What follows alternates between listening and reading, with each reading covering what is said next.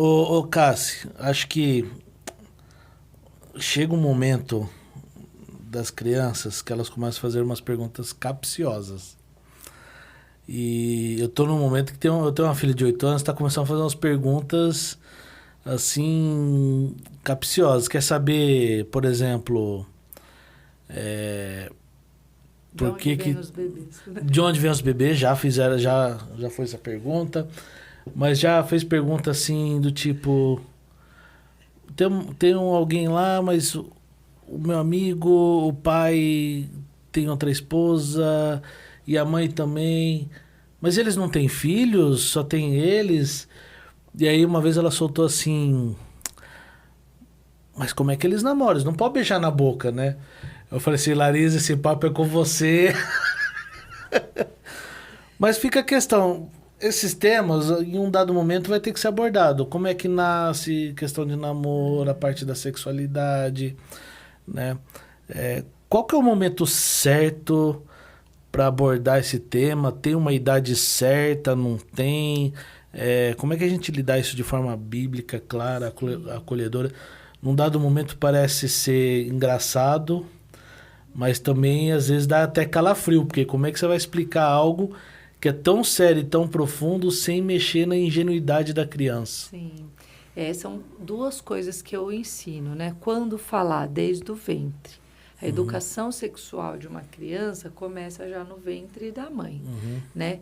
Porque a sexualidade, ela envolve a identidade, a uhum, autoestima, ela envolve a capacidade de se relacionar com o outro ser humano, uhum. expressar suas emoções e tudo isso. No mundo, né, a sexualidade vai ter um viés Sim. utilitarista. Eu testo, eu experimento, eu vejo se eu gosto, Uhum, eu me satisfaço. Na cosmovisão uhum, cristã, a gente tem uma lógica relacional. uhum. Pessoas são mais importantes que coisas, pessoas não são testadas, não são Uhum, usadas. A uhum. gente vê se gosta de bolo, mas não de pessoas, né? Com as pessoas nós nos Sim. relacionamos, né?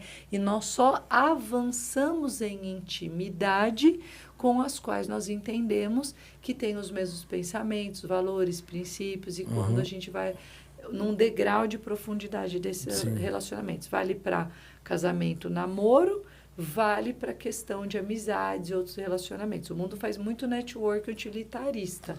Uhum. No reino, nós nos relacionamos sem acepção de Sim. pessoas.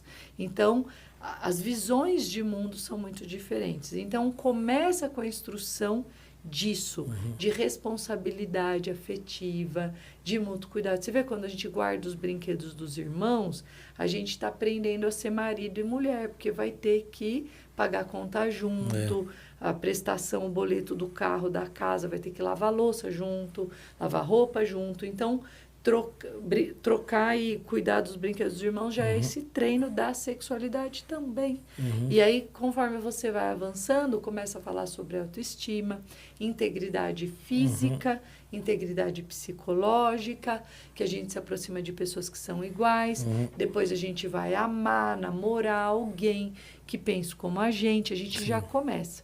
Agora, o ato sexual, aí é um pedacinho do iceberg. Exatamente. Só que a É. gente tem muito tabu, né? A gente Uhum. entende que o sexo é o tabu. Uhum. Mas o que destrói grande parte dos casamentos depois é o Sim. relacionamento disfuncional, que gera no afastamento sexual, na perda da intimidade e o divórcio. Uhum.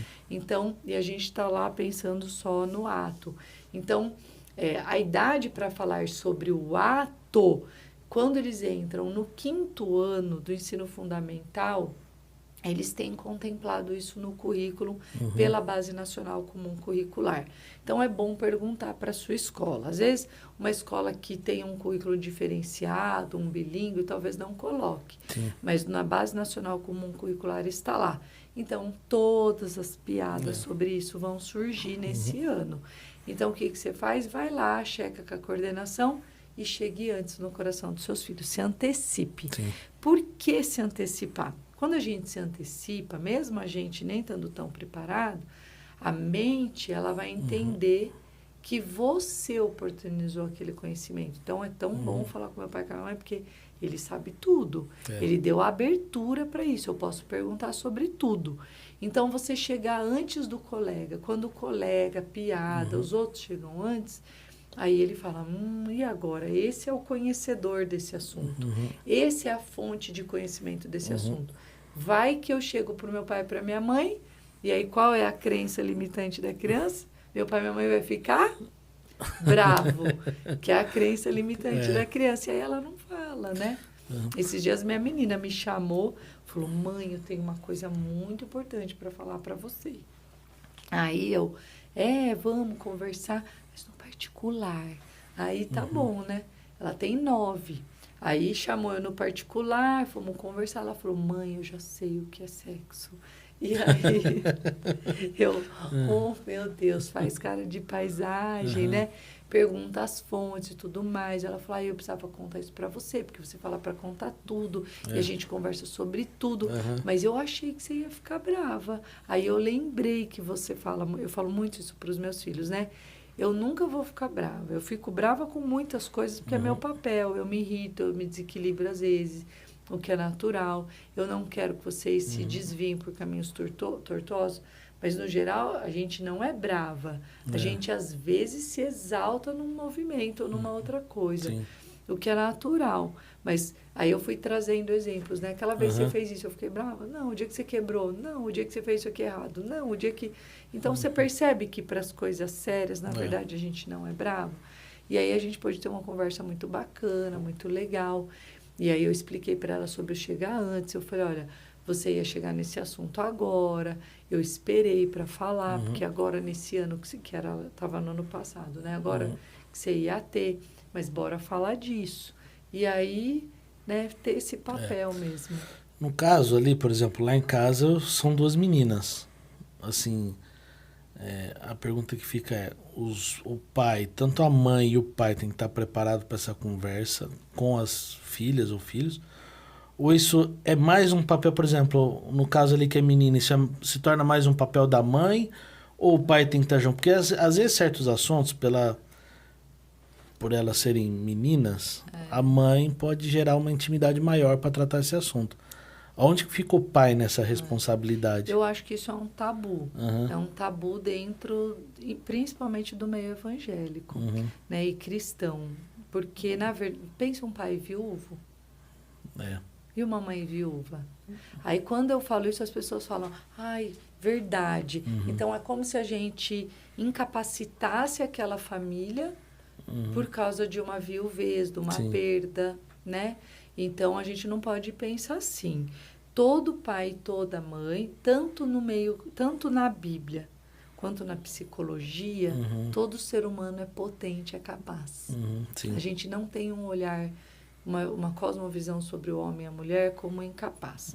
Agora, as relações dentro dessa casa podem se dar de uma maneira diferente.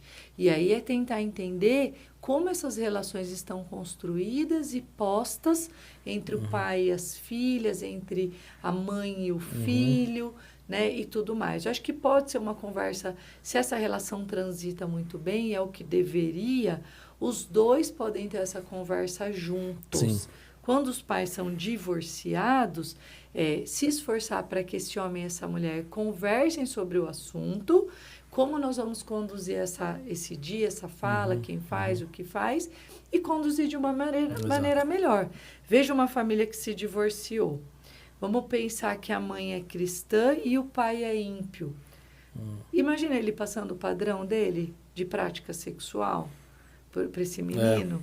Ele vai passar a luz do que ele pode ver pornografia, pode testar todo mundo. Então, você entende como tem algumas questões que nem sempre são as melhores. Então, é olhar para essa família, esse contexto, e ambos estarem prontos para oferecer recursos. Eu estou presente, eu estou sempre pronto, mas eu não me sinto muito confortável. Nossa família tem as forças psíquicas bem equilibradas. Eu prefiro que a mãe fale, a mãe conduz. Mas ela pode deixar claro, o papai também sabe disso tudo, o papai também está pronto para responder. Na ausência da mamãe, perguntem para o papai. Então, reforçar a figura dos cuidadores principais e reconhecer essas autoridades em qualquer campo para os filhos. Exatamente. Você falou, né, de casais separados e minha filha recentemente já fez essa pergunta, né? Até eu falei assim, mas como é que eles namoram? E a gente explicou por que que existem casais que não estão juntos e casais igual ao nosso, que é a família, com pai, mãe e crianças, né? E aí eu sentei com ela e falei, filha, eu expliquei o padrão de família perante a Bíblia. Eu morava com os meus pais, a Larissa morava com os pais dela. Os dois saíram de suas casas, nós casamos, formamos uma família e você nasceu. Nós somos hoje uma família. Esse é o padrão de Deus. Falei, acontece que tem pessoas que infelizmente não conhecem a Deus por causa da presença do pecado e tomam decisões erradas na vida. Falei, agora, casais separados, a mãe está sofrendo, o pai está sofrendo e a criança também sofre. Então, esse não é o padrão de Deus. O padrão de Deus é o que a gente está tentando viver o dia a dia, que é o casal. Eu falei, então tá bom, entendi. Então, eu falei assim, dali eu falei assim, opa, essa eu passei no teste. A gente vai conduzindo, né? Todos esses diálogos, a gente vai dando os conceitos, os sentidos, os significados, né?